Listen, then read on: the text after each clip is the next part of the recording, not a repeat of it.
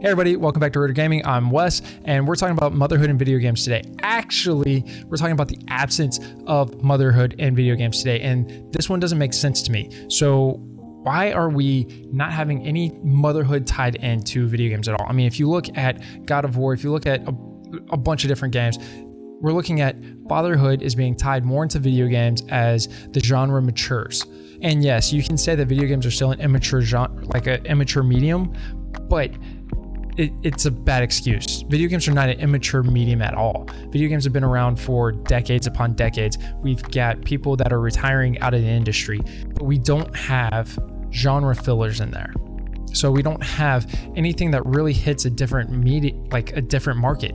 Everybody that's wearing a suit right now in video games says, I want this age range of a 12-year-old to a 38-year-old male. That doesn't make sense, because that's only half the population for that age range. So why are we targeting that? Anyway, pull that back.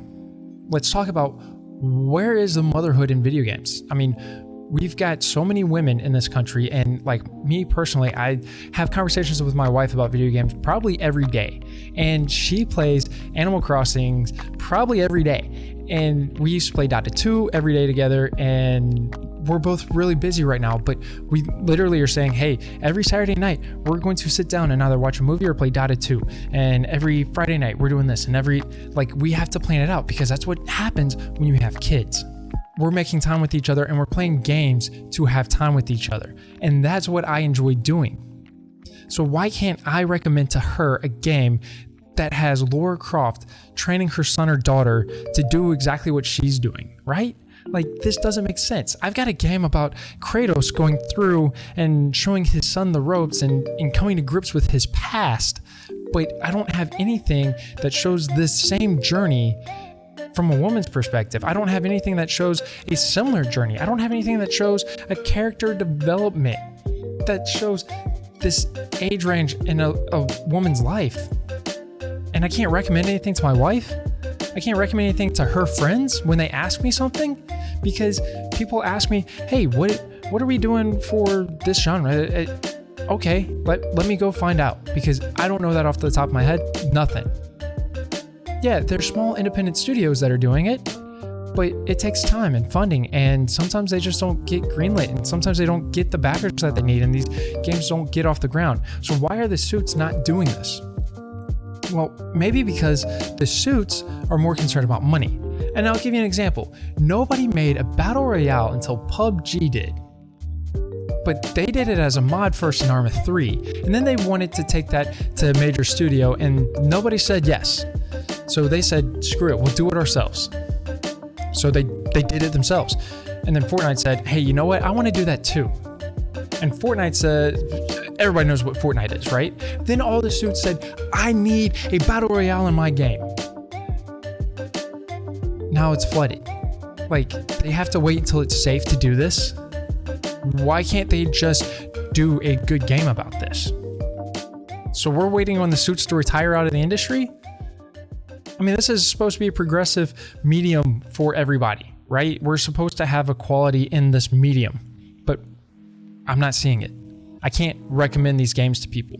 And the whole point of what I'm trying to do is be more inclusive and bring more people together and use video games as a way to bring people together, and I don't have a game to recommend. This is absurd. And then on the other end, as I'm going through and I'm doing more research, because as I get asked these questions, I want an answer, right? And then I see the exact opposite of this. I don't see it from the male perspective of, oh, it's not going to hit my targeted demographic. Oh, it's not going to sell well, so we're too scared to even risk it and put the time and effort into this. No, I see somebody saying, hey, it's not progressive enough. Why are we tying women down to being a mother in a video game? That's not good for society. We don't need to tie women to that. Really? Like, you can tie a dude to fatherhood in a video game, and you can't say, hey, do you want to like have a life and a career and be a mother, and maybe show in a Call of Duty like a mom got deployed halfway around the world away from her kids, and she's having some struggles dealing with this. Yes, Call of Duty has gotten into a fast-paced arcade-style shooting. The best Call of Duty games were the ones that had pacing, the ones that had stories to them. There were points in the story where they were slow, points where there were cutscenes and things to kind of amp up and start ramping up that tension. Can you imagine how the player base would feel going into a firefight, having an ambush on a mother's convoy? Like, you gotta be kidding me. Like, that would be one of the most tense moments you could get in a video game if you have the build-up from the first cutscene and it goes all the way towards the end of the game, and you know something's going to happen because you know what the story's been. But you have to do it from her point of view. Moms can't be the vessel for every plot line, right? And that's what we get. And that's cheap. Because, oh, mom's not here. Mom died because of this, so I need to go get revenge. No, that's not motherhood. That's using it as a vessel or plot mechanism. No, that's tired. That's old. Let's try something different. Oh, mom doesn't care, so I'm going to go catch 151 Pokemon and be the best trainer at 12 years old. No, that's a bad example. Please, pull that out. Maybe for once, somebody in 2020 can start coming up with a game that gives an accurate or a good representation, a great story. That's all I'm asking for. I'm asking for a good story. You can be a chick and play. I get it. I mean, if you think about it, from the male perspective, recently we've had God of War, Spider-Man, Witcher 3, Dragon Age. I mean, it just keeps going and going and going and going and going. I mean, Assassin's Creed, you can actually be both, male and female. So that works. Okay, so all I'm really asking for out of this is somebody can ask me a question. Hey, what game should I play? Okay, well, what do you like? And they say, oh, I like this, and this.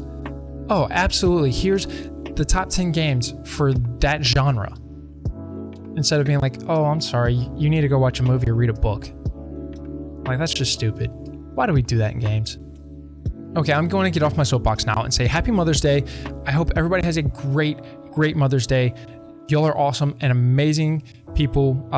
Dudes, have a good time. Ladies, have a great time. I know that all the guys out there that get called a mother all the time on games, no, you're not getting presents because it's not that type of Mother's Day. So let's have a good time. Let's be safe. Let's grab those controllers and game on. If you need a recommendation for a video game, let me know. Hit me up in the comments below, and I'll do my best to find a game that fits your playstyle. That's what we're here for. And yeah, grab the controllers, game on. This is Rooter Gaming, and we'll see you next time. All right, it's a couple of days before May 10th. It's going to be Mother's Day soon, so happy Mother's Day. Dudes, there's still no school, so there's no projects from school for the kids to make for the mom. Get on it. You got hours. Words are hard. Are you okay?